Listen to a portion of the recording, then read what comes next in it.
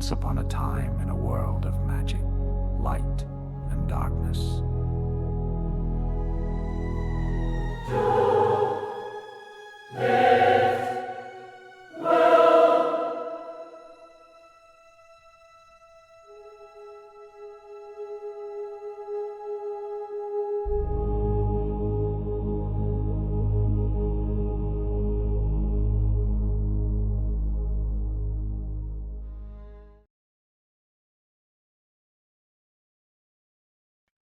The Shadowwood had always been a place of whispered secrets and hidden truth.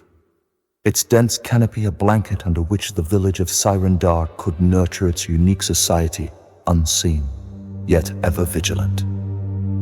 The trees stood like silent sentinels around Cal and Mazel as they ventured deeper into the forest, away from prying eyes.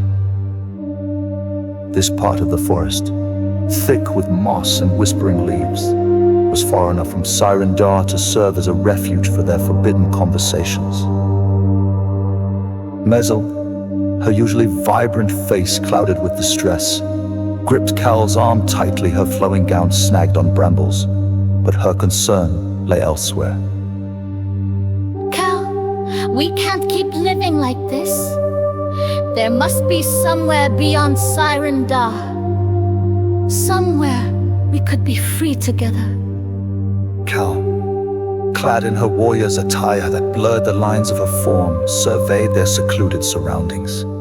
She replied, her tone heavy with a resigned sorrow. You know the curse that binds us. Men who linger too long in Sirendar vanish. Our roles are laid out by fate. Mine to protect, yours to ensure our future. Muzzle's outburst was a mix of anger and desperation. But it's not the future I want! We should leave, Cal. There has to be a place where we can just be. Without hiding, without these cursed roles.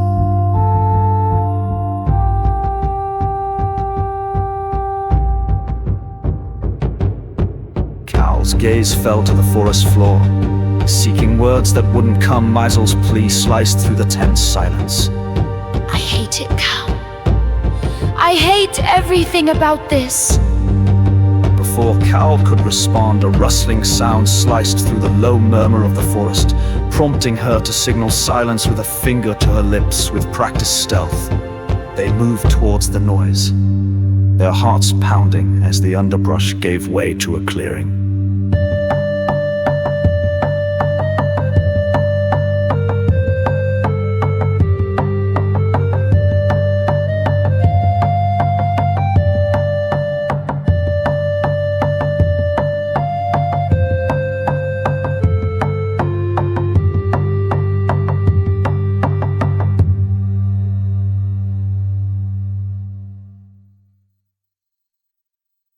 Through a thick cluster of ferns, they spotted the clearing. Two men faced each other. One a towering mutant with skin the color of the forest at dusk.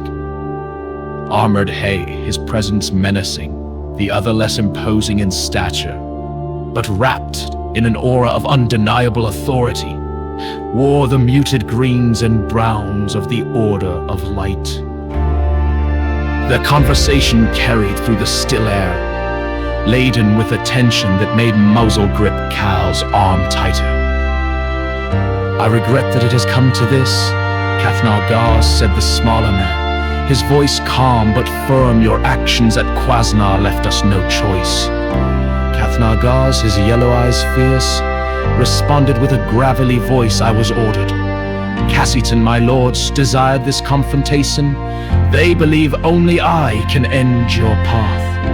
And countless innocents at Quasnar paid the price for this desire. The Cassiton's stance was unwavering, his disappointment clear. Cathnar laughed bitterly at tragedy.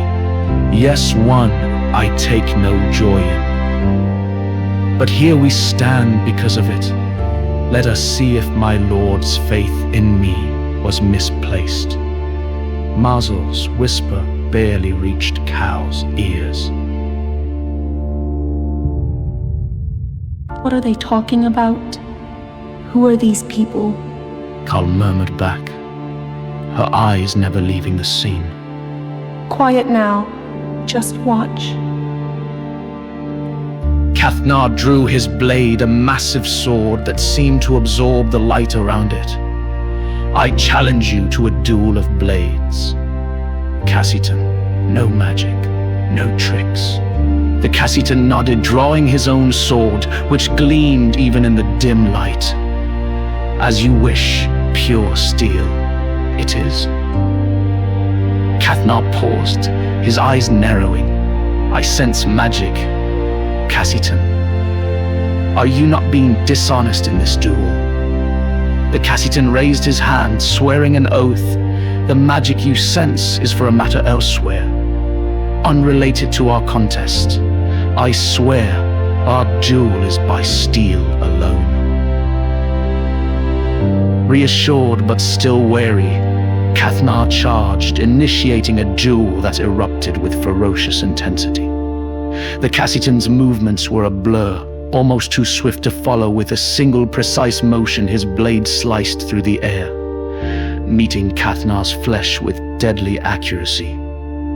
Cathnar staggered, a clean cut across his torso, then fell heavily to the ground.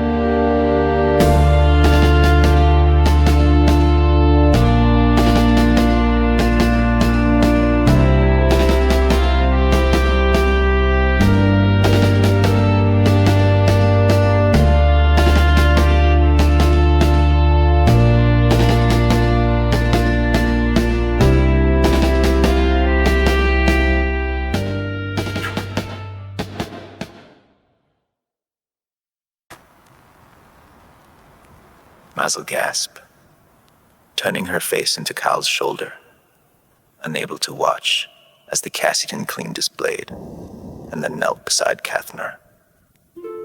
Would you accept the last rites to find peace in the afterlife? He asked gently. Cathnar, struggling for breath, managed a weak smile. I dream of a maid cafe in Reba, no violence. Just smiles. Wish I could have seen it one last time. Shall I pass a message to someone there? The Cassitan offered. No, let them remember the smiles. Not my end, Cathnar rasped, his voice fading. The Cassitan offered again. Will you accept the last rites? Cathnar looked confused, his breath shallow. Our codes, they do not align. It would be blasphemy. The Cassitan recited a passage from the holy book of the Order of the Darkness in an ancient tongue, then seamlessly a passage from the holy book of the Order of the Light that complemented the first. Cathnar moved, tears mingling with blood. It fits. It's not too late, assured the Cassitan, performing the rites as Cathnar's life ebbed away.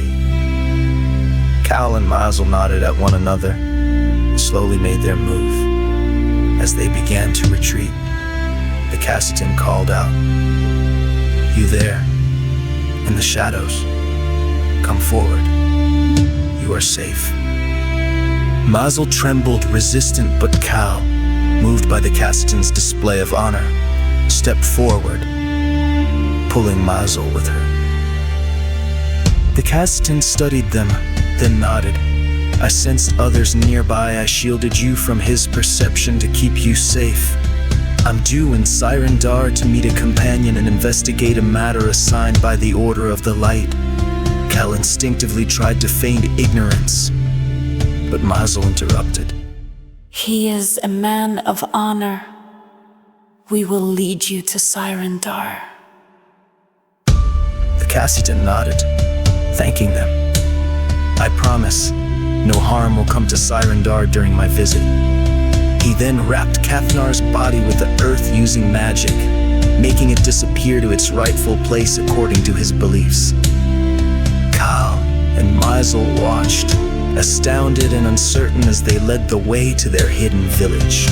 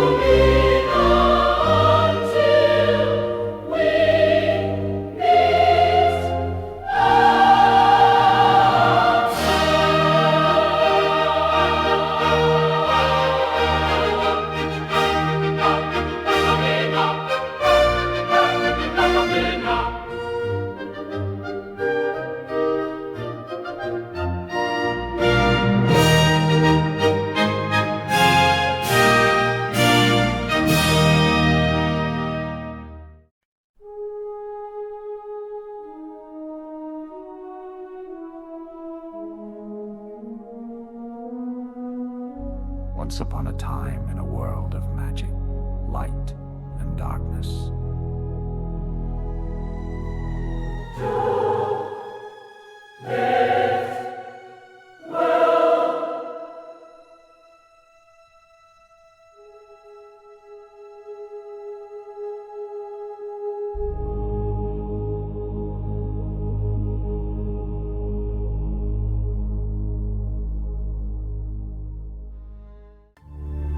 The path to Sirendar twisted and turned through the dense shadowwood, its dark canopy filtering the sunlight into fractured beams that danced along the ground.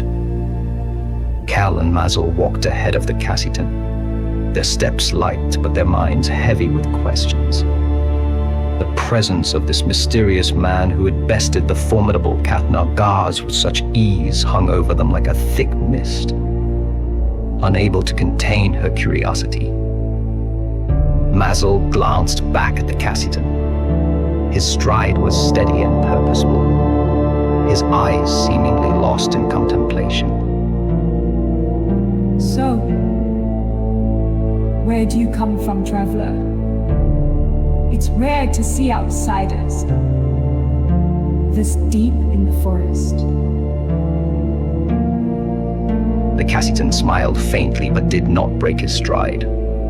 From a place far beyond the reach of the shadowwood, he said cryptically. A place where the sun rises and sets just as it does here, but the shadows dance to a different tune. Mazel frowned, frustrated by his evasiveness. That's not much of an answer. What business did you have with that mutant? And why were you dueling him? The Cassitan's smile widened, his eyes twinkling with a hint of amusement. Sometimes the paths of the light and the darkness must cross, even if only for a moment. As for our business, let's just say it was a matter of balancing the scales. Cal, walking slightly ahead, glanced over her shoulder. And what brings you to Sirendar? What could someone like you possibly need from a place like ours? The Cassitan paused for a moment, as if weighing his words carefully. I am here to meet a friend and perhaps to uncover a truth that has been hidden for far too long. A friend? Who? Mazel echoed, her curiosity piqued further. The Cassitan only chuckled softly. You'll see soon enough. They continued in silence for a while, the mysterious air around the Cassitan thickening with every non-answer. Mazel exchanged a glance with Cal, her frustration evident. But Cal's expression remained neutral, focused.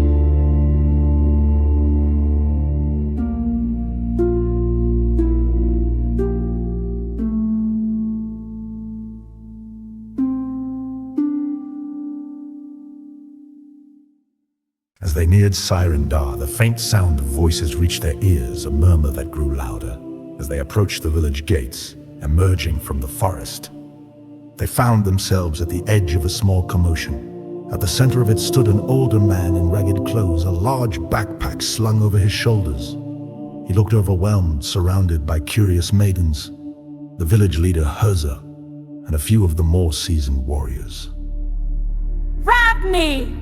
The Cassitan called out, his voice carrying authority that cut through the chatter. The old man turned, relief washing over his features as he spotted the Cassitan. Sir, Ravni hurried forward, the relief in his voice palpable. He nodded respectfully, but his eyes darted nervously around the gathering crowd. Herza! A tall woman with a stern gaze and an air of command stepped forward, her eyes narrowing as she looked from the Cassitan to Cal and Mazel. 2 men in Sirendar in one day, and one of them escorted by our own citizens? Her voice was filled with suspicion as she addressed Cal and Mazel. Why were you with this stranger instead of within the village? The Cassitan raised his hand in a placating gesture. I sent out a psychic call for assistance. These 2 brave souls happened to respond independent of each other. It was mere coincidence that they both reached me at the same time. Herza's gaze flickered between Cal's calm expression and Mazel's nervous stance.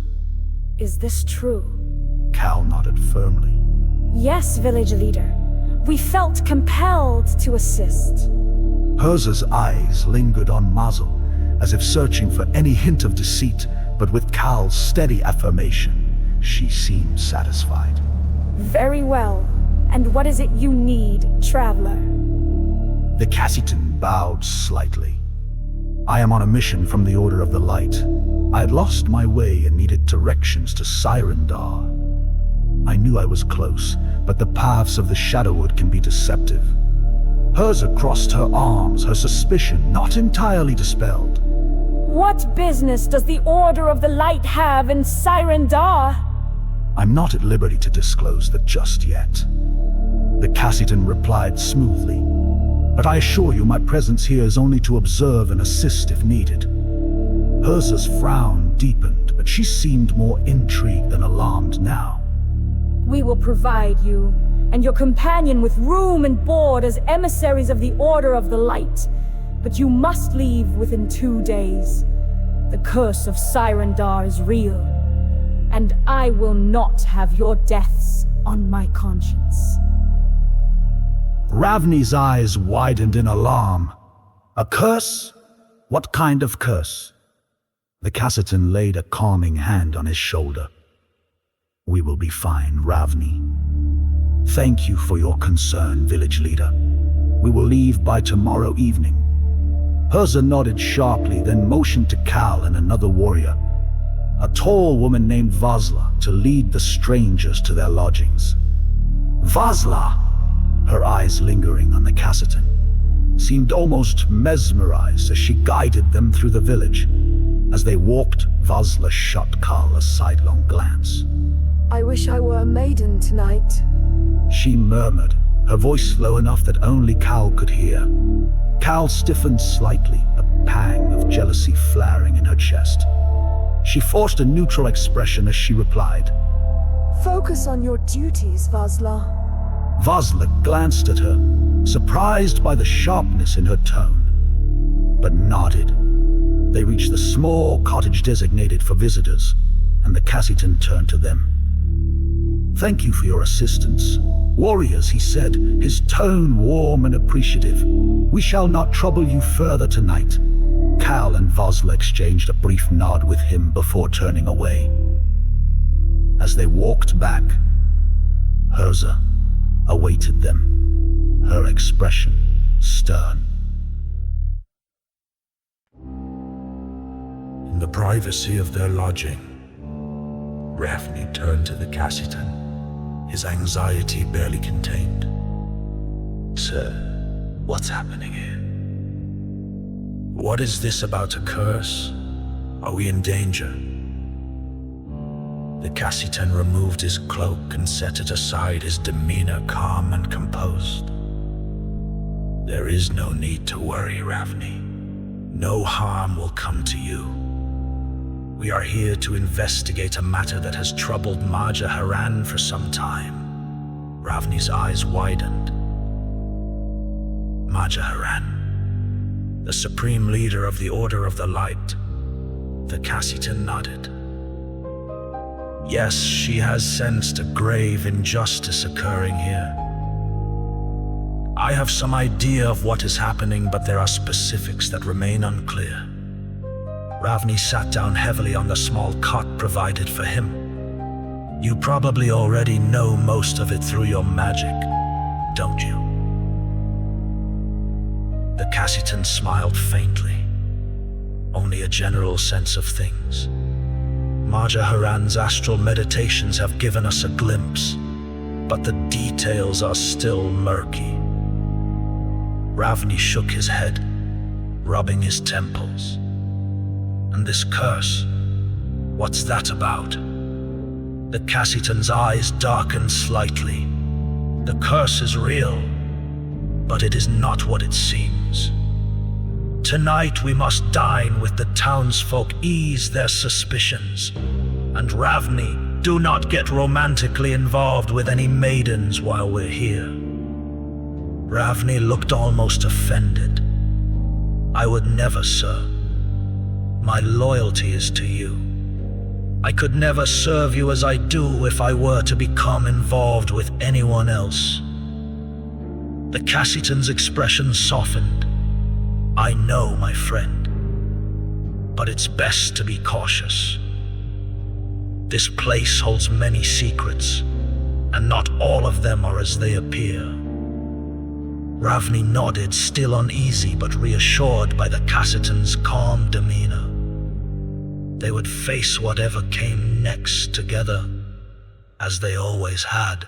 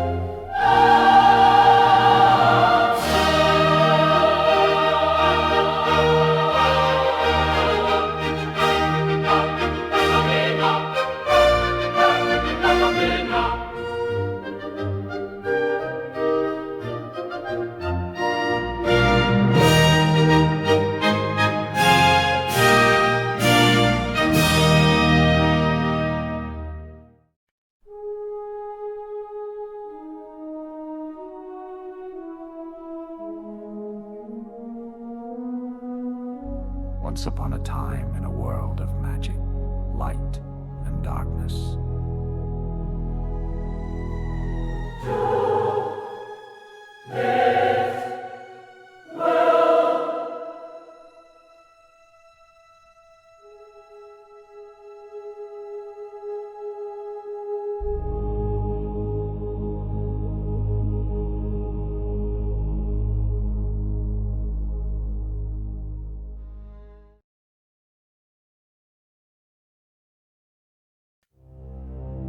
The full moon began its slow ascent over Sirendar, casting a pale, ethereal glow over the village. The anticipation of the feast filled the air as villagers gathered in the central square, tables laden with an array of dishes, roasted game, fresh fruits, and delicate pastries. The scent of spiced wine mingled with the aroma of grilled meats, promising a night of revelry and indulgence. At the head of the table sat the Cassitan and Ravni, surrounded by maidens dressed in vibrant gowns that flowed like water as they moved. Their eyes gleamed with a mix of curiosity and intrigue as they leaned in closer, their voices a melody of laughter and teasing. You are quite the mysterious traveler. Where do you come from, sir? And what brings you to our hidden village? The Cassitan smiled, his eyes sparkling with amusement. I come from a place where the stars guide my path and the moon whispers secrets, he replied playfully. As for why I am here, perhaps it was the allure of such captivating company. The maidens giggled, leaning in even closer, their attention entirely on him.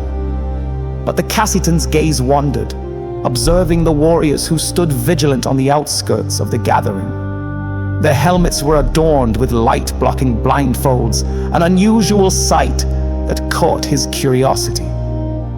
"What do you do at night when the moon is full?" The Cassitan asked, his tone casual, yet his eyes sharp.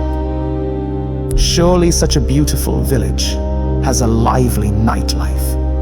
The maidens exchanged puzzled glances, unsure how to answer.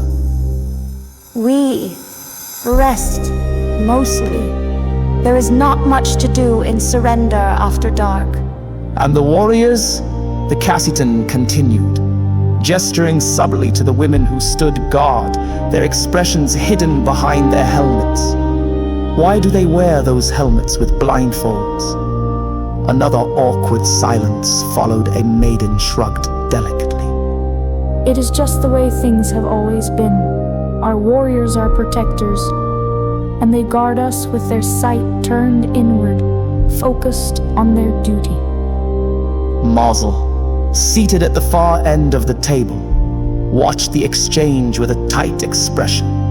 She had tried to engage the Cassitan in conversation, to draw his attention away from the other maidens, but his questions had disarmed her attempts. His evasive answers and calm demeanor had left her feeling frustrated and dismissed. Finally, unable to contain her irritation, she stood abruptly, her chair scraping against the ground, and stormed off, her gown swirling around her in a flash of color. The Cassitan's gaze followed her departure, a flicker of something unreadable in his eyes, before he turned back to the remaining maidens with an apologetic smile. "Forgive me if I have been a poor guest. I am merely a curious traveler, trying to understand the ways of this intriguing village." Before the maidens could respond, Herza, the village leader, stepped forward. Her presence commanded silence as the chatter died down. She approached the Cassitan, her eyes filled with both authority and an almost imperceptible apprehension.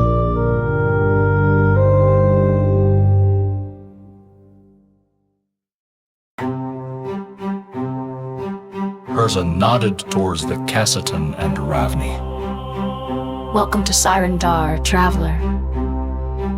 You ask many questions about our ways, and perhaps it is time you understood why things are as they are here."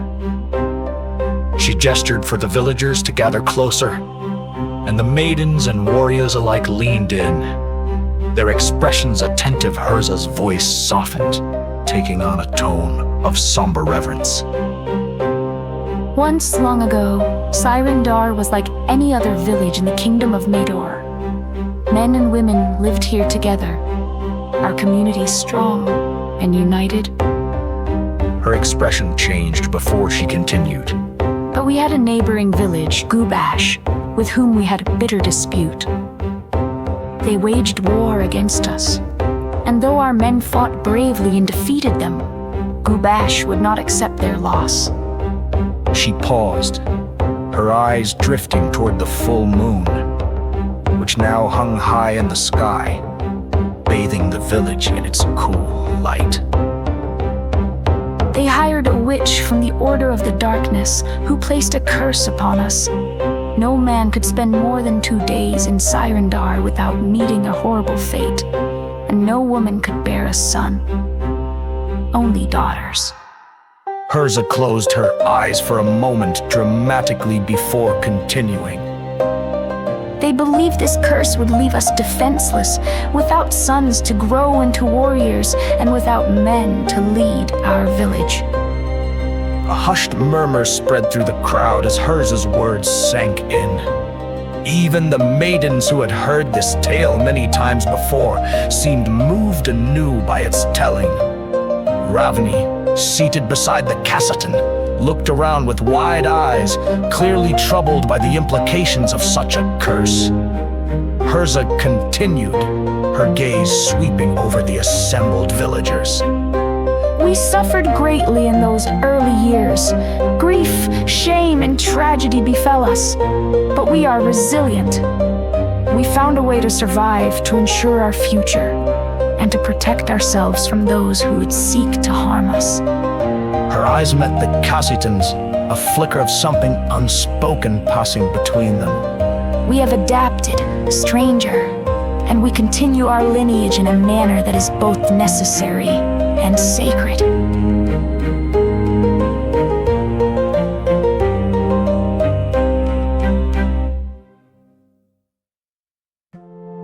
The Cassitan inclined his head, his expression respectful, but distant, as though he were absorbing her words without truly internalizing them. Your resilience is admirable, village leader. It must take great strength to maintain your community in such a way. Hers' lips pressed into a thin line, as if she were holding back a surge of emotion. She took a deep breath, then stepped closer, her voice lowering so that only those nearest could hear. It is not just strength we need, but sacrifice. For our village to survive, we must continue our lineage. We ask you, traveler, and your companion to help us in this most sacred duty. A shocked gasp rippled through the crowd, and even the Cassitan raised an eyebrow. Hers' face flushed slightly, but she continued, her voice steady. I understand this may be an unusual request, but Sirendar is cursed. We cannot leave our village, and we cannot bear sons. Our only hope is to bring travelers into our midst, to ensure that our people continue. She took another step forward, her gaze locked with the Cassitans. I will do whatever is necessary for Sirendar, even offer myself to you, if that is what it takes. The silence that followed her words was heavy, broken only by the soft rustling of the leaves and the distant call of a night bird. The maidens watched, some with expressions of shock, others with barely concealed hope. Ravni looked utterly bewildered, his mouth opening and closing as he struggled to process what had just been asked of them.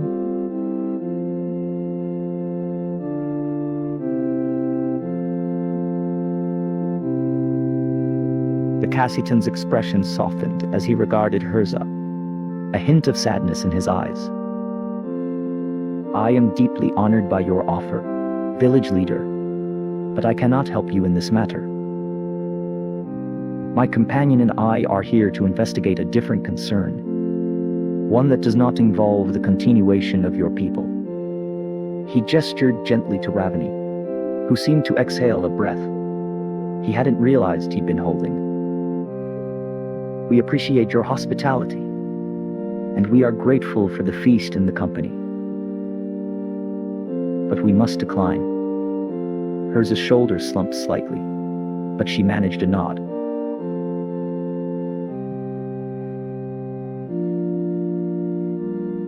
I understand it was a desperate request.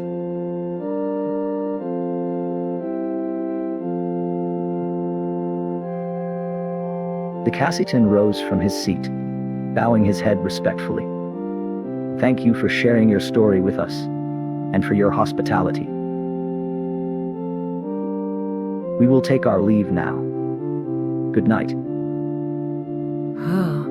With that, he turned and began to make his way back to their lodgings, Ravni hurrying to keep up.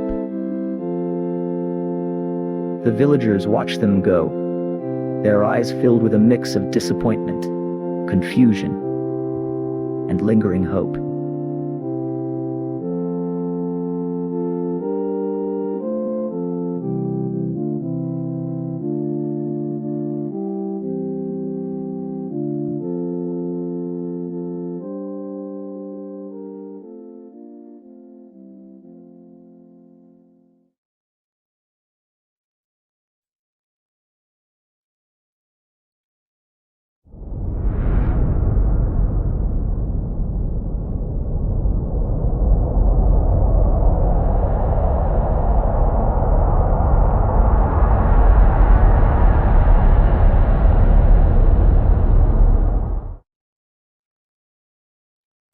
As they reached their small cottage, Ravni finally broke his silence. "Sir, what was all that about?" She was serious, wasn't she? About needing us too. Well, yes, she was serious. The Cassitan replied calmly as he closed the door behind them. Sirendar is caught in a cruel web of fate, one that I intend to unravel. But not in the way they expect. Ravni frowned, still looking troubled. And this curse, what exactly is it? Are we in danger? He placed a reassuring hand on Ravni's shoulder. The truth will be known to you soon. For now, rest. Soon we will begin our work. Ravni nodded again, though he still looked uneasy. "I'll try, sir."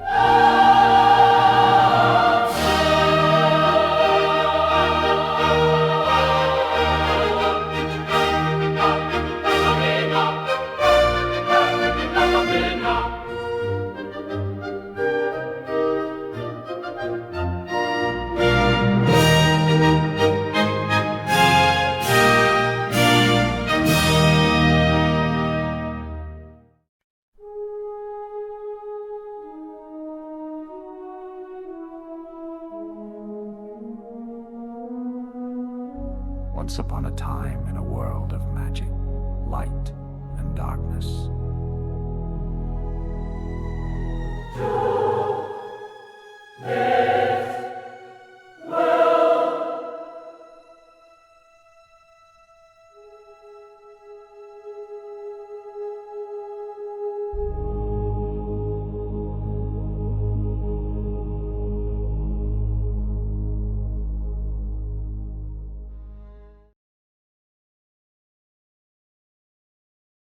The village of Sirendar lay quiet beneath the full moon's gaze. Its inhabitants lulled into an uneasy slumber by the tranquil night. The banquet had ended hours ago, leaving behind only the faint echoes of laughter and clinking glasses. In the stillness, the Cassitan moved like a shadow, his steps soundless as he slipped from his lodgings and made his way through the winding streets of the village. His destination was clear in his mind. The moonlight revealed a lone figure standing on the outskirts, helmeted and blindfolded, the unmistakable stance of a vigilant warrior. As he drew closer, the figure tensed, her hand instinctively moving toward her weapon. "It's only me," the Cassitan called softly. Cal. The warrior froze, her hand pausing just above the hilt of her sword. How did you know? The castant stopped a few paces away, his gaze steady on her. I know it's you, Cal. I've come to talk. Cal hesitated, then slowly lowered her hand. I don't understand. How can you tell it's me with my helmet on? A small smile played on the Cassian's lips. There are ways of seeing beyond sight, Cal. I have my own methods. Cal felt a chill run down her spine, but she steeled herself, her voice steady. Why are you here? I wanted to ask you something, he said, his tone gentle but piercing. How long have you been a lycanthrope? Cal's breath caught in her throat. Her mind reeled, struggling to process the question. I don't know what you're talking about. The Castan stepped closer, his gaze never leaving her. You don't need to hide it from me. I'm not here to harm you or your village. I'm aware that the warriors of Sirendar are lycanthropes while the maidens are not. Cal's shoulders sagged under the weight of his words. She felt her composure cracking, the secrets she had guarded so fiercely slipping through her fingers. How do you know this? I have my ways, he replied simply. But that's not what's important now. I want to understand why. How did this happen to you? Cal looked away, her heart pounding in her chest. She could feel the tears welling up, but she fought to keep her voice steady. It happened when I was very young. I was chosen to be a warrior instead of a maiden because I wasn't deemed attractive enough to be a maiden. She swallowed hard, the memory sharp and painful. They put me into a sleep. When I woke up, I had a wound, bandaged and aching. They told me it was the mark of a warrior, but it wasn't until the next full moon that I understood what it really meant. She lifted her hand to the blindfold that covered her helmet. Since then, I've had to wear this whenever the moon is out. If I don't, I transform. I can't control it. The Cassitan listened intently, his expression unreadable. In the building, he said, his voice a murmur. The heavily walled building, you're all so protective of what's inside it. Cal's head snapped up, alarm flashing in her eyes beneath the blindfold. You must not go near that building. No one is allowed near it, not even us. He tilted his head, curiosity gleaming in his eyes. Why not? I don't know exactly. All I know is that if we, the warriors, were to enter that building, we would lose all control. We would transform into beasts with no way to stop it. Have you ever thought about what's inside? The Cassitan pressed gently. What could be so dangerous that it would drive you to that state? Cal shook her head, her breath hitching. I don't know. And I don't want to know. We've been taught to keep away from it. That it's a danger to us and to everyone in the village. The Cassitan nodded slowly, his gaze thoughtful. And this life, Cal, does it make you happy? Being a warrior, bound by these rules? Cal's lips tightened into a thin line. Happiness doesn't matter. The village is cursed, and we all have to live with the consequences. Before the Cassitan could respond, the night air was pierced by the sound of approaching footsteps. A dozen warriors emerged from the shadows, their helmets reflecting the moonlight. At their head was Herza, her presence commanding as she stepped forward, her eyes locked onto the Cassitan.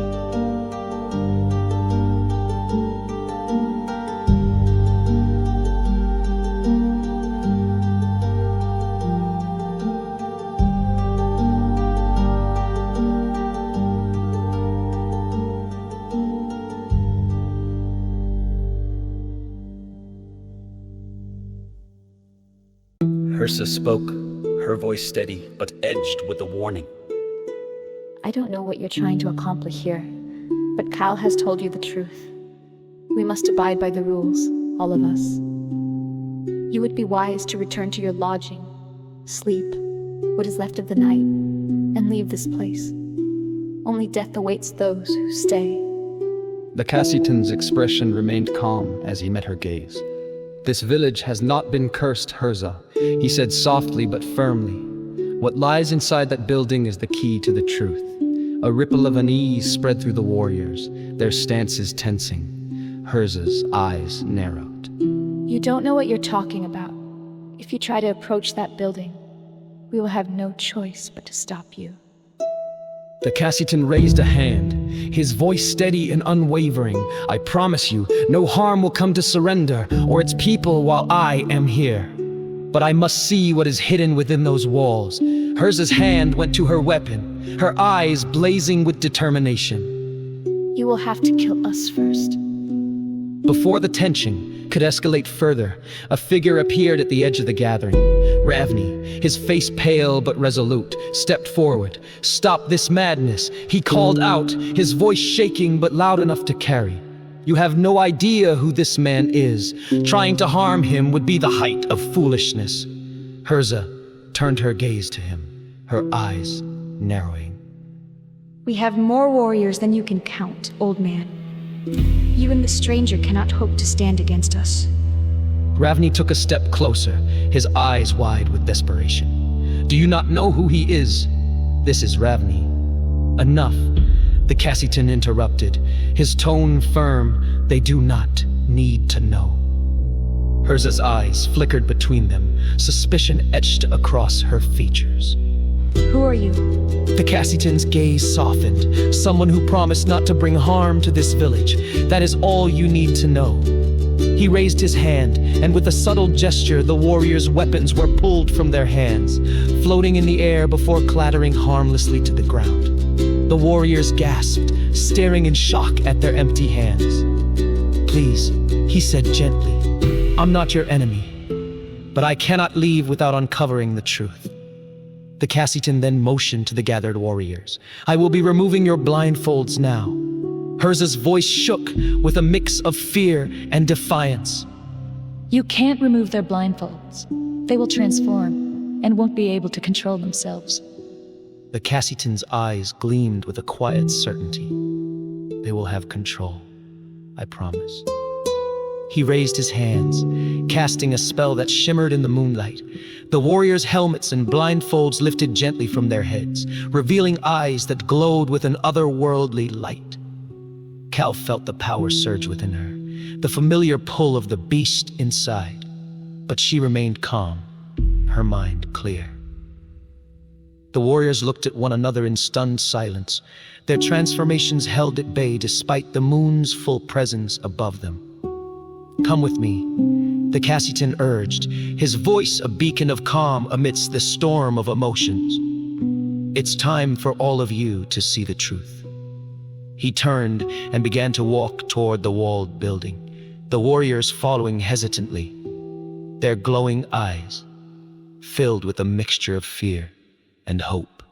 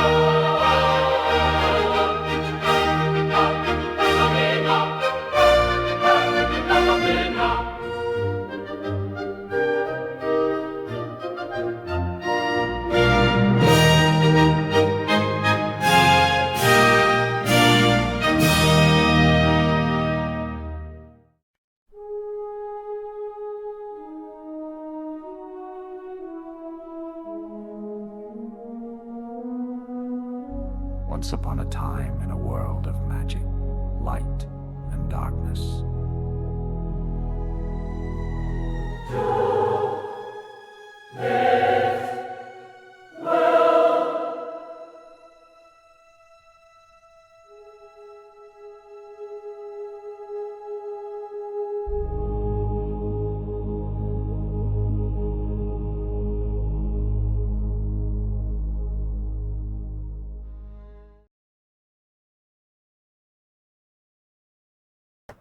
Hers' pleas echoed through the still night air as they made their way toward the walled building. Her voice was strained with desperation, the authority she usually commanded replaced by palpable fear. Please, I beg you, don't open it. You don't understand what you're about to unleash. The Cassitan walked ahead of her, his stride steady and confident. Everything will be fine. Trust me. The group followed him, their steps hesitant, eyes darting nervously at one another. Cal and the other warriors, their helmets and blindfolds removed, exchanged uneasy glances. They had never been this close to the building, much less inside it. The villagers spoke of it in hushed tones, a place of dark secrets and hidden dangers. As they reached the heavy wooden door reinforced with iron, the Cassitan paused. He turned to the group, his gaze settling on each of them in turn. Whatever happens, remember that you are not bound by fear. You are not cursed. With a quiet incantation and a wave of his hand, the door creaked open, the lock clicking free as if responding to an unseen command. The door swung wide, revealing a narrow, dimly lit hallway that stretched into darkness. The group hesitated, the weight of their collective fear thickening the air. Come, the Cassitan beckoned softly, his voice cutting through their hesitation. You need to see this. They followed him inside, the hallway closing around them like a secret swallowed by the night.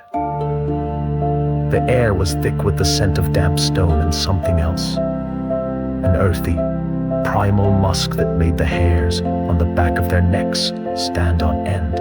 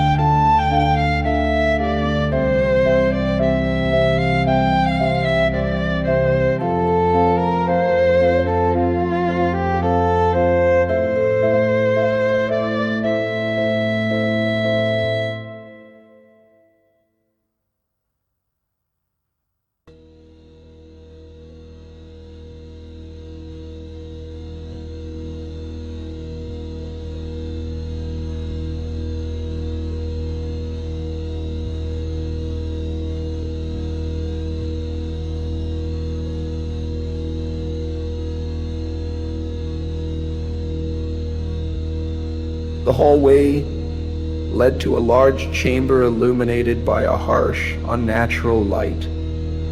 In the center of the room was a massive, glowing orb suspended from the ceiling, casting a pale, cold light that mimicked the full moon outside.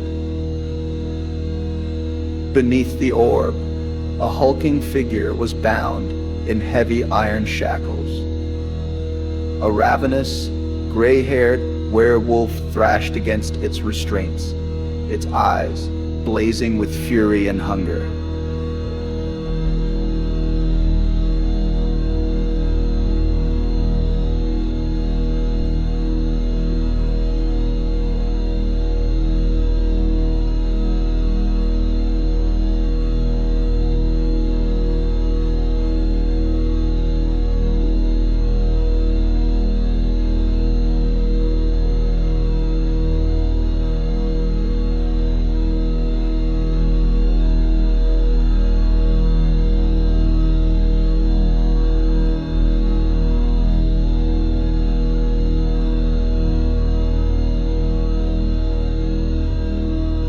collective gasp rippled through the group, fear and shock freezing them in place.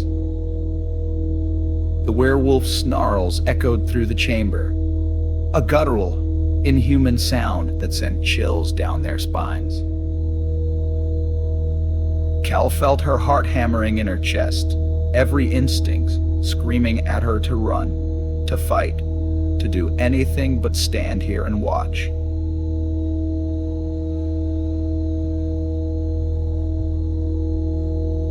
But the Cassitan remained calm, his gaze steady on the beast before him.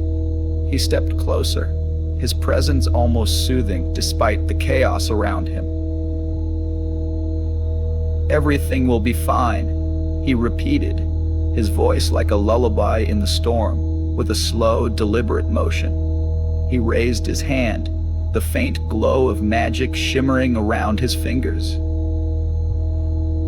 The shackles binding the werewolf began to glow, the metal melting away like wax beneath the heat of his spell.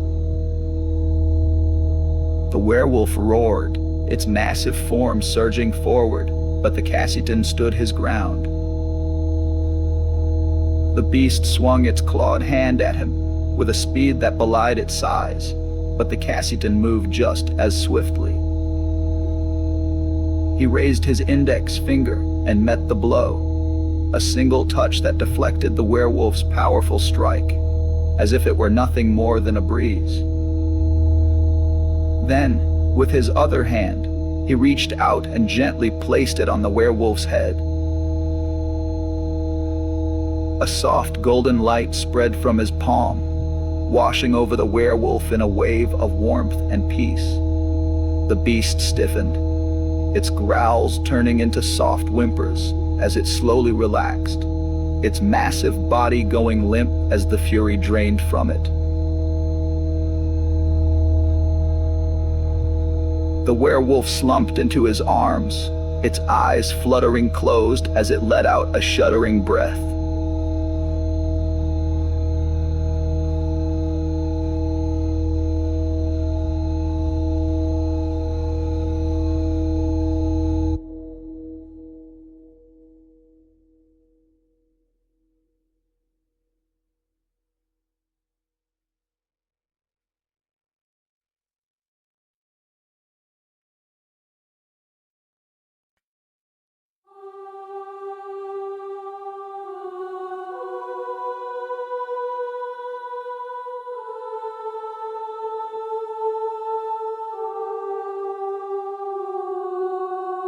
The room was silent, everyone staring in stunned disbelief at the sight before them. The Cassitan cradled the massive creature with an ease that seemed almost reverent, his voice a soft murmur as he whispered words that none of them could hear. He then turned his attention to the glowing orb above them, its harsh light casting a sickly pallor over the room. With a flick of his wrist, the light dimmed, the false moon fading into darkness. He moved to the boarded-up windows lining the chamber's walls, his hands working swiftly as he pulled away the wooden planks, one by one. Moonlight flooded the room, its silver glow chasing away the shadows. In the soft, natural light of the true moon, the werewolf began to change. The beastly form melted away, the fur receding, the claws retracting. In its place lay a woman, her hair a dull gray, her body frail and trembling. She was older, her face etched with lines of suffering and sorrow. She lay naked on the cold stone floor, her eyes half-lidded, her breath coming in shallow, ragged gasps. The Cassitan knelt beside her, his cloak unfurling around her like a protective shroud. He gently draped it over her shoulders, his touch tender and comforting. "It's over now, you're safe."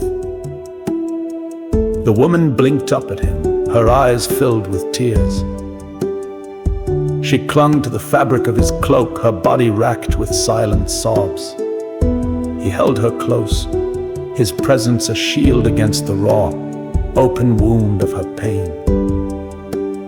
Vasla, one of the warriors, stepped forward, her eyes wide with disbelief.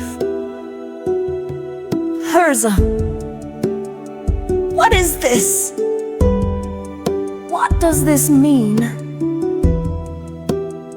Herza, who had been standing frozen with shock, opened her mouth to speak, but no words came out. She seemed to be grappling with the reality before her, the truth unraveling the fabric of the lies she had clung to for so long. The Cassitan looked up, his gaze sweeping over the gathered villagers. Calm yourselves. What you have believed for so long is not the whole truth. Sirendar's history has been shrouded in misunderstanding and falsehoods. Let me explain.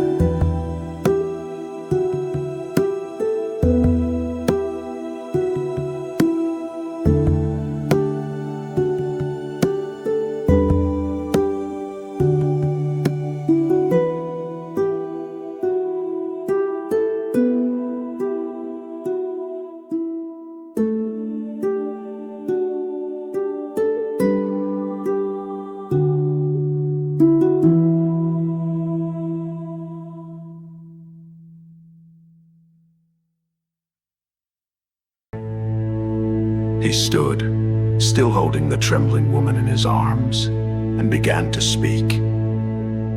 Long ago, there was no war between Sirendar and Gubash.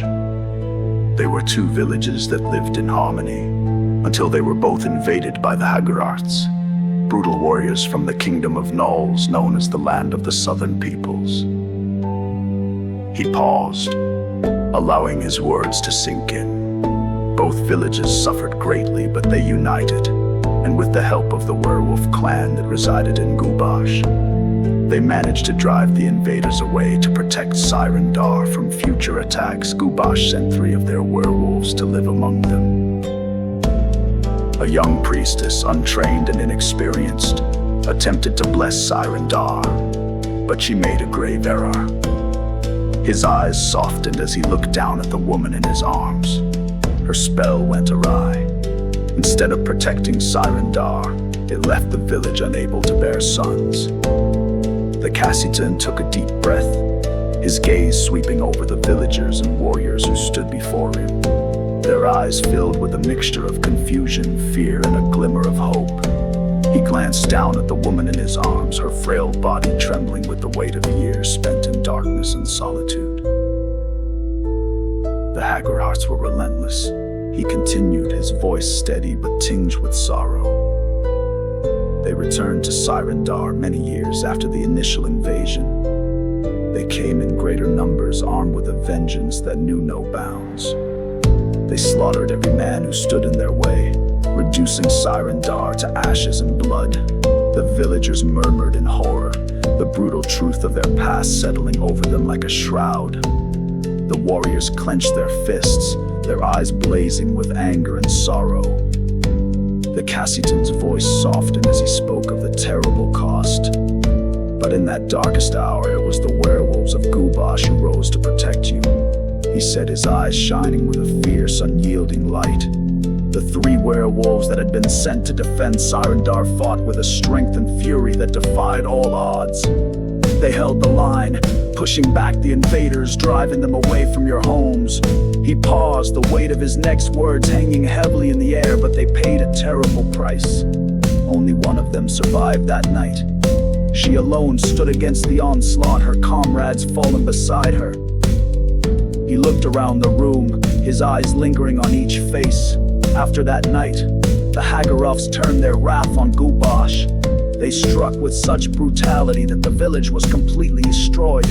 Not a single soul survived, and the werewolf clan was wiped out. Obash became nothing more than a memory, swallowed by the Shadowwood.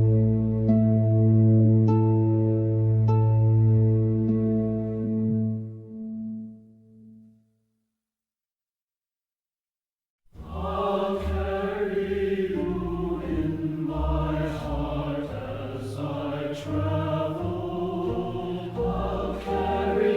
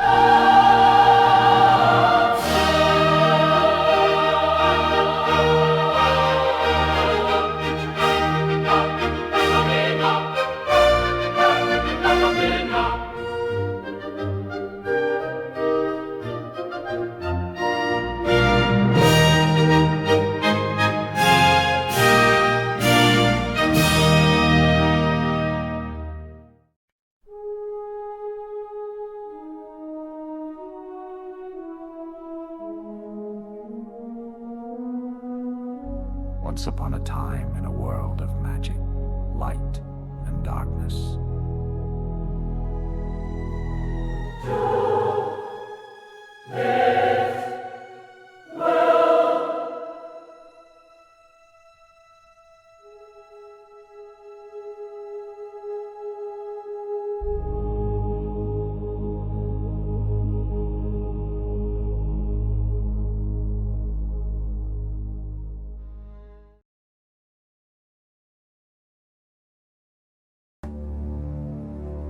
A murmur of grief rippled through the crowd, the loss of their sister village hitting them with a renewed sense of tragedy. Vazla took a shaky breath, her voice filled with sorrow and confusion. But if Gubash is gone, why did the Hagaras not return to finish what they started here? The Cassitan's expression darkened. The Hagaras met a terrible end themselves, in a different war far from here. Their bloodthirsty ways led them to a brutal fate, but that story does not concern Sirendar.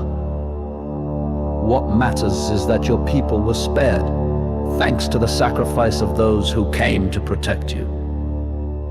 The air was heavy with silence, the villagers and warriors of Sirendar staring at the Cassitan, in a mix of awe and confusion. He stood tall, his hand resting gently on the frail woman who had suffered for so long under the weight of their misunderstandings. Her body trembled, but her eyes were filled with a strange mix of relief and fear as she clung to him, as if he were the only solid thing in a world that had long since turned against her. The truth has been obscured by fear and pain. Sirendar believed that Gubash had cursed them. They saw the lycanthropes as a sign of the Order of Darkness, a malevolent force that sought to destroy you. But you were wrong. He looked around the room, his gaze settling on the villagers, their expressions a blend of shock and guilt. Instead of seeing the lycanthropes as protectors, you saw them as foes due to misunderstanding. And in your fear, you imprisoned the very one who had fought so valiantly to save you. You used her to destroy any man who tried to stay in Sirendar, believing that you were protecting yourselves from the pain and tragedy that men had brought upon this village for centuries. The villagers exchanged uneasy glances, the weight of his words pressing down on them like a heavy shroud. The Cassitan's voice grew softer, filled with a sorrowful compassion. She was never meant to be a tool of vengeance. She was meant to be your protector, your ally. But you turned her into a weapon, using her to instill fear and keep outsiders away. He glanced at Cal and the other warriors, their faces pale as they absorbed the gravity of his words. And worse, you used her to turn your own children into lycanthropes, forcing them to bear a burden that was never meant to be theirs. You passed on this curse, believing it to be a necessity, but it was never meant to be this way. Cal felt a cold shiver run down her spine, the truth of his words piercing through her like a blade. She had always believed that they were protecting Sirendar, that their role as warriors was noble and necessary. But now she saw the reality for what it was, a twisted perversion of a gift that was meant to save them, turned into a curse that had tainted their lives.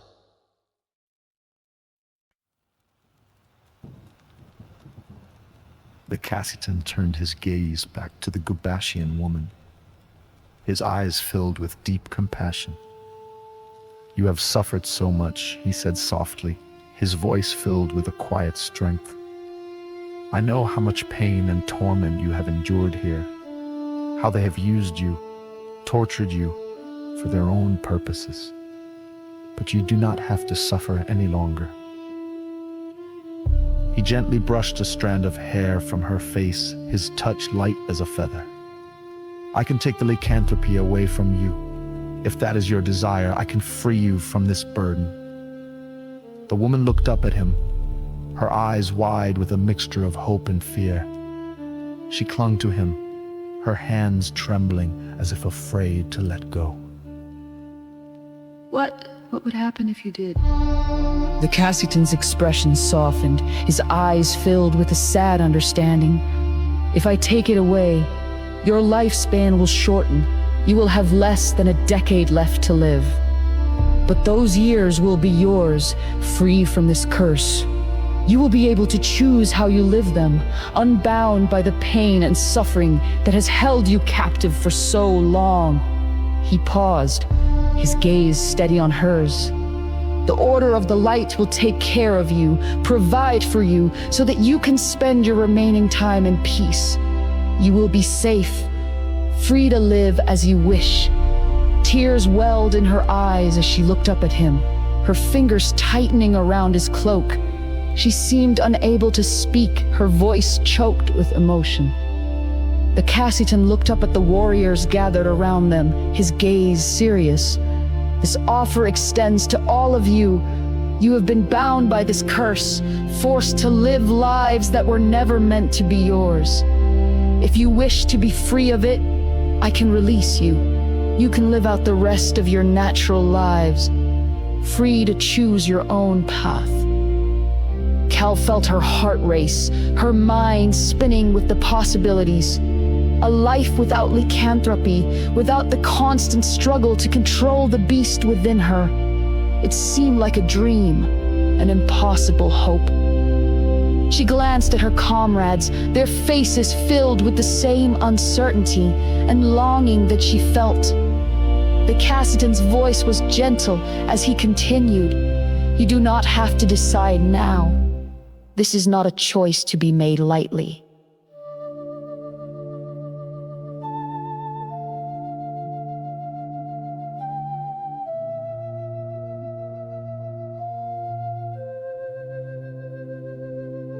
If in the future, any of you wish to be free of this burden, you need only to seek me out. I will always answer your call. He turned his gaze to Cal, his eyes softening as he looked at her. "If you wish, I can establish a link between us. If ever you need to contact me, for yourself or for your comrades, you will be able to do so with your thoughts alone." Cal felt a surge of emotion welling up inside her, her heart aching with a strange mix of fear, hope, and something she couldn't quite name. She hesitated, her mind racing, before finally nodding. "Yes, please. Do it."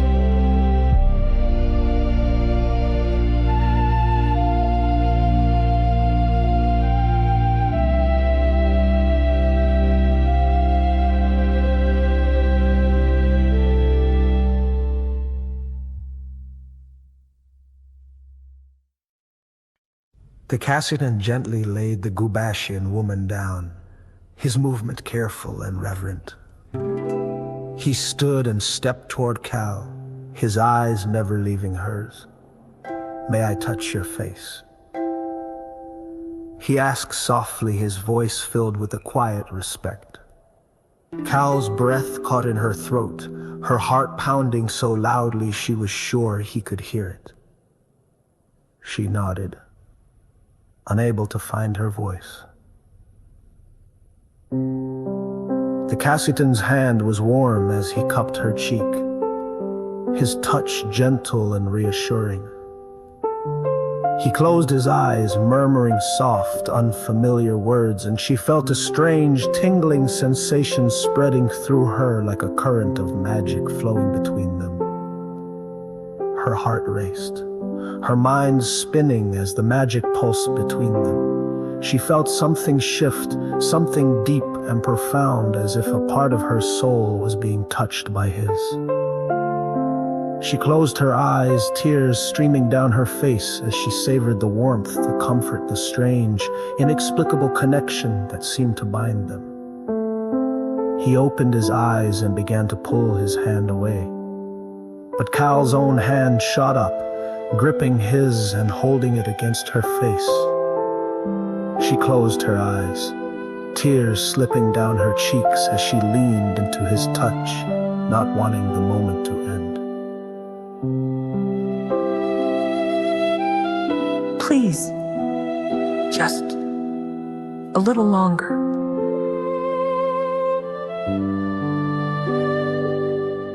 The Cassitan's eyes softened, his expression filled with a tenderness that took her breath away. He let his hand rest against her cheek for a moment longer, his presence a steady, calming force in the storm of emotion swirling around them. Finally, after what felt like an eternity, she let go of his hand, her own falling to her side. The Cassitan gently pulled away, his eyes never leaving hers. The link is established. You can always reach me whenever you need. Cal nodded, unable to speak, her heart aching with a strange, bittersweet emotion.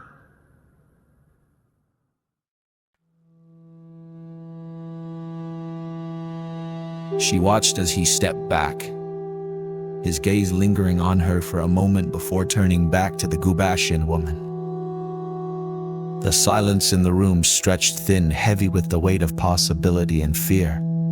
Herza stood at the edge of the gathering, her eyes clouded with doubt and despair. She looked at the Cassitan, then at the trembling Gubashian woman, her voice breaking as she spoke. Your offers, your actions, they may doom us. How will we protect ourselves if we lose the power of lycanthropy? How will we keep Sirendar safe? The villagers murmured among themselves, their expressions reflecting the same fear that gripped their leader. The warriors glanced at one another, their confidence shaken, the foundation of their lives crumbling under the weight of the Cassitan's revelations. Before the Cassitan could respond, the Gubashian woman spoke up, her voice still weak, but carrying a newfound strength. I have not yet asked him to remove the lycanthropy from me. She looked up at the Cassitan, her gaze steady despite the exhaustion etched into her features. The Cassitan stepped closer to her, his expression gentle. The Order of the Light is not here to take anything from you that you do not wish to give up. You have suffered a great injustice, one that was not of your making. Our aim is to right a wrong, to give you back the freedom that was stolen from you. Herza took a step forward, her face flushed with a mixture of guilt and defiance. It's always been this way. This was passed down to me, just as it was passed down to those who came before me. We have lived like this for generations. It is all we have ever known. The Cassitan turned to her, his eyes filled with a calm, unwavering resolve. Sirendar is not on trial here, Herza. There will be no punishment, no retribution. What happened was a tragedy born of fear and misunderstanding. But now you have a chance to change, to find a new path forward. He turned back to the Gubashian woman, his gaze softening. The choice is yours. If you choose to keep your lycanthropy, no one will force you to give it up. You have more than earned the right to decide for yourself. The Gubashian woman seemed to draw strength from his words. She straightened slightly, her eyes thoughtful. I am ancient now. My people are gone, lost to time and violence. But I have spent my life protecting Sirendar, even when they did not see me as an ally. I will stay. For now, I will wear the helmet and help protect them. A collective sigh of relief swept through the room, the tension easing slightly. The villagers exchanged glances, their fear slowly giving way to a tentative hope. Herza's shoulders sagged, the weight of her worries momentarily lifted.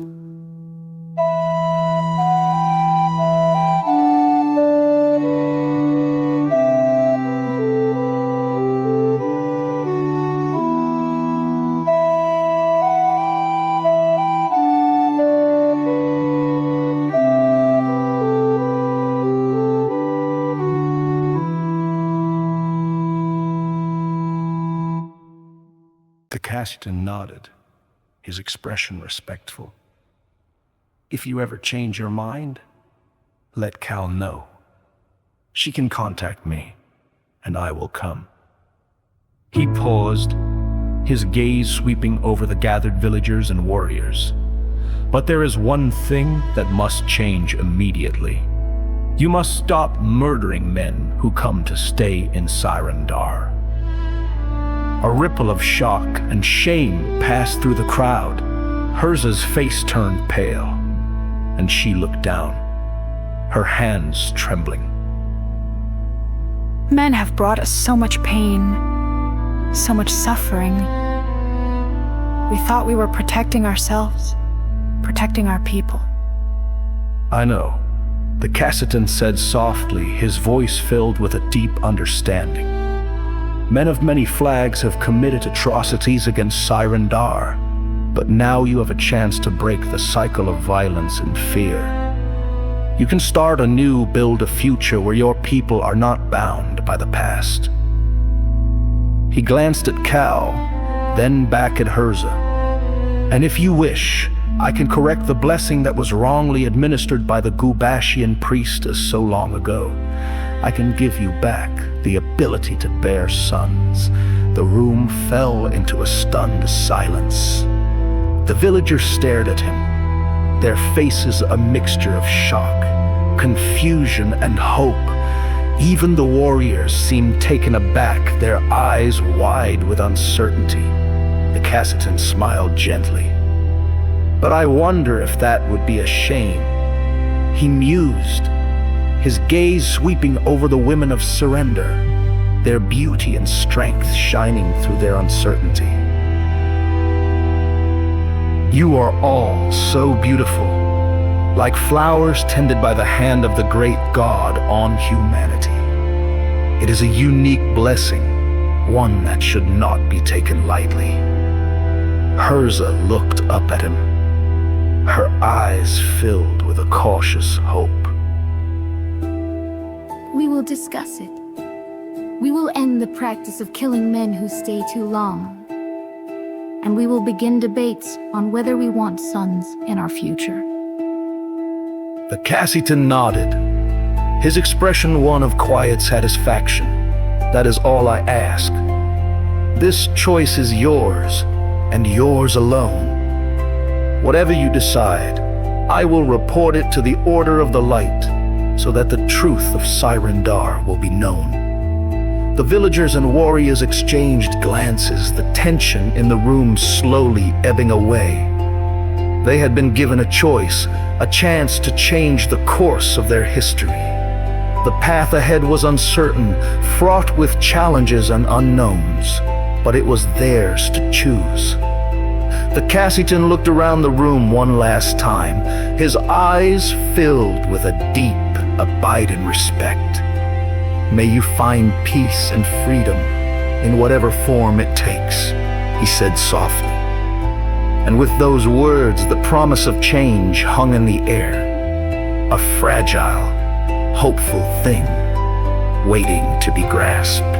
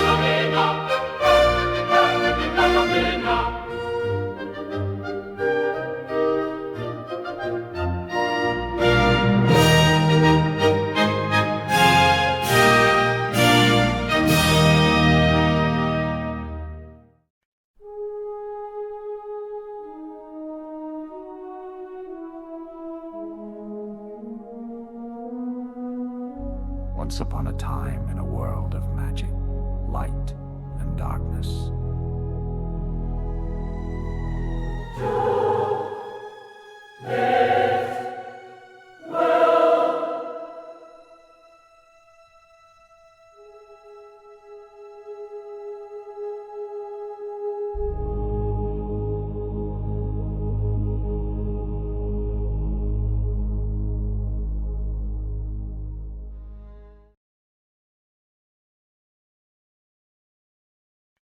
Morning light filtered through the canopy, casting a soft, dappled glow over the village of Sirendar. The air was crisp with the promise of a new day, and the tension of the previous night seemed to linger like a shadow over the villagers. The Cassitan and Ravni stood at the edge of the village, preparing to take their leave. Herza, flanked by the Gubashian and several maidens and warriors, approached them. Her eyes were heavy with unspoken gratitude and lingering uncertainty. Thank you. You have given us much to consider. The Cassitan inclined his head, his expression gentle. It is your path to choose now. I only hope that whatever you decide, it leads to peace and understanding for your people. The Gubashian, still weary but standing tall, stepped forward. Her eyes met his with a quiet resolve. I will remember your offer, traveler, and I will protect Sirendar as I have always done. The Cassitan nodded, his eyes filled with respect, and should you ever choose otherwise, know that you are free to do so. Kal stood among the gathered warriors, her heart aching with a strange, unnamed longing. As she watched the Cassitan and Ravni turn to leave, something inside her twisted painfully. She felt as if she were being torn in two, the urge to speak, to act, warring with the rigid discipline she had been taught as a warrior. Beside her, Mazel, ever perceptive, placed a gentle hand on her arm. Don't let them leave without saying what's on your mind. Cal, you'll regret it forever if you don't. Kal swallowed hard, her throat tight with emotion. She hesitated, her feet rooted to the ground as she watched the Cassitan's form grow smaller in the distance. Finally, with a surge of desperate courage, she broke into a run, her heart pounding in her chest as she called out to him.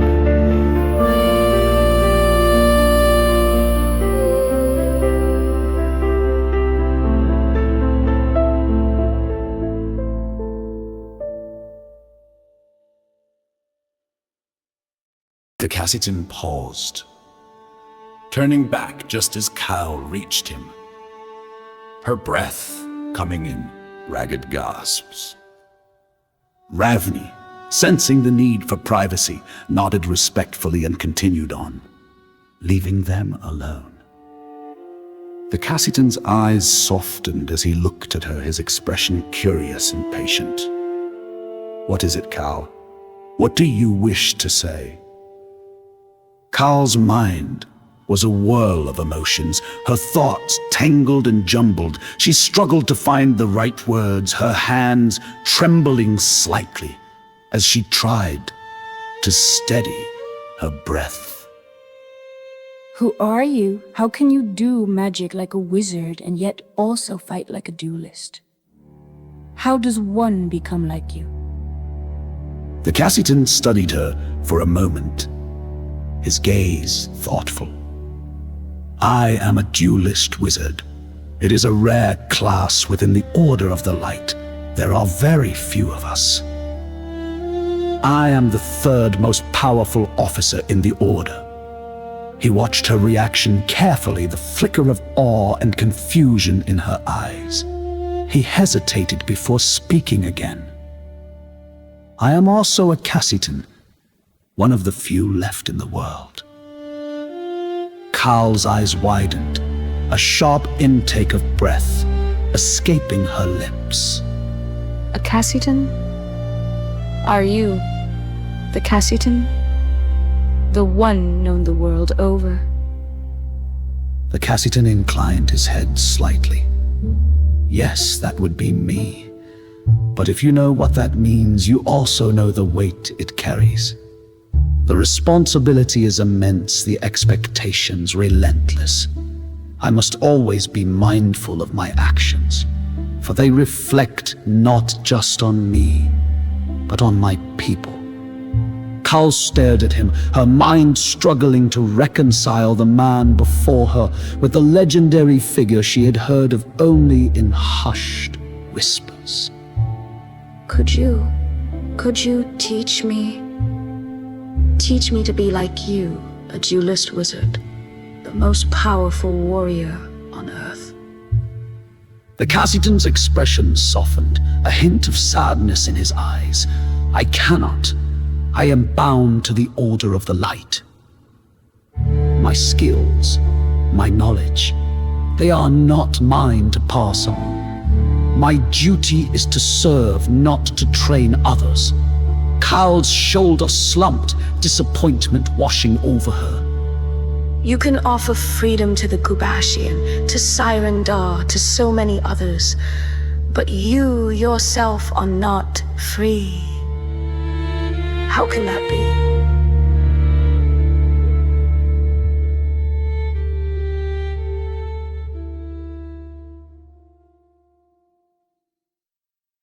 He smiled faintly, a shadow of something bittersweet passing through his eyes. Life is never simple, Cal. Each of us has our own burdens to bear, our own paths to walk. My service is my choice, my duty. And though it may seem like a restriction, it is also a source of purpose. He turned his gaze to the horizon, the light of the rising sun casting a golden glow over the distant hills. I must travel on. There are many duties awaiting me. Cal's heart clenched painfully, her hand reaching out almost of its own accord. She grasped his arm, her fingers trembling as she looked up at him. Her eyes filled with tears. Please, don't leave.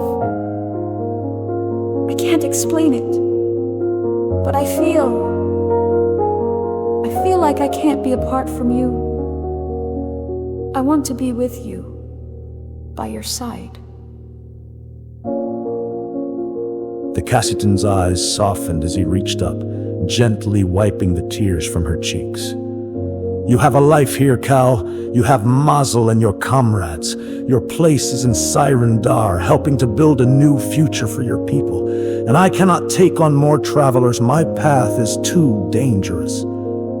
Cal's heart ached with the truth of his words, the bitter reality of her situation. She felt the tears spill over again, her breath hitching as she tried to hold back the sobs threatening to escape. But I don't want to lose this connection. I don't want to lose you. He cupped her face in his hands, his touch warm and comforting. You won't. The link we have established will always be there. You can reach me whenever you need to, and I will always answer.